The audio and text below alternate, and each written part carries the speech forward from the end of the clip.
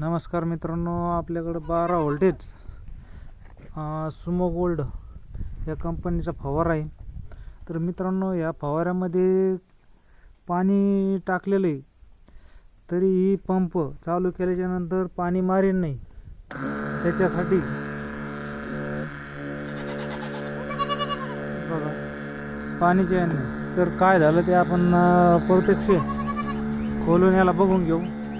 काहीतरी कचरा अडकला वाटतंय. आपण नवजेलही चेक केलं, नळी चेक केली, त्याच्यात काही आपल्याला सापडलेलं नाही. आपण डायरेक्ट खोलून चेक करून बघू. तर आपण खोलून घेतलेली वरली प्लेट खोलल्याच्या नंतर बघू आपण काय प्रॉब्लेम आहे. काढून घेतलेली त्याच्यानंतर आपण हे बॅटरीचा गट्टा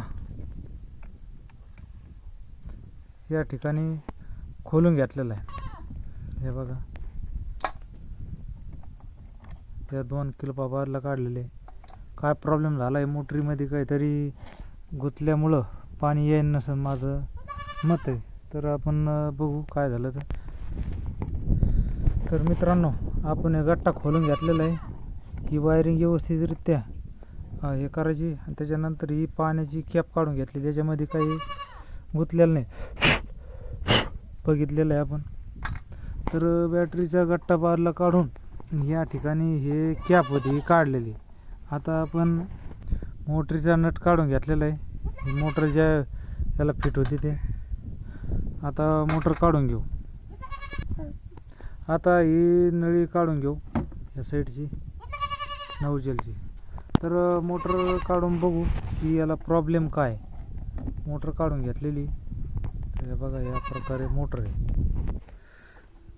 तर मित्रांनो, तर आपल्याला वरूनच दिसत आहे मित्रांनो, हे जे पाणी वाढणारी मोटर आहे ह्या साईडनं, ह्या वालमध्ये असा भरपूर असा कचरा आहे. त्याच्यामुळे पाणी वळीत नसावं आपल्याला वाटतंय. तर आपण याला खोलून घेऊ, एक वेळेस खोलून घेऊ, नट काढून घेऊ. तर पाणी वाढणारी जी मोटर आहे प्रथम एक साईडची, ही इथं पानं द्यालेली बघा, त्या साईडची मोटर खोलून घेऊ. म्हणजे हे ह्या ठिकाणचा कचरा आपल्याला काढता येईल. तर मित्रांनो, आपले सगळे नट खोलून झालेले. बघू आपण ह्याच्यामध्ये घाण कोणत्या प्रकारे कुठं गुंतलेली.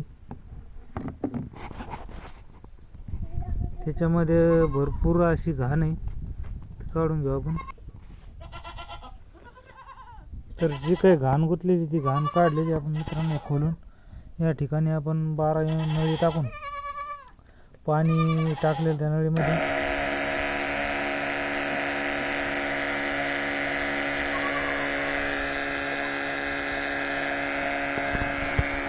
पाणी टाकून घेऊ आणि यायला लागलेले. म्हणजे या ठिकाणी घाण गुंतलेली होती.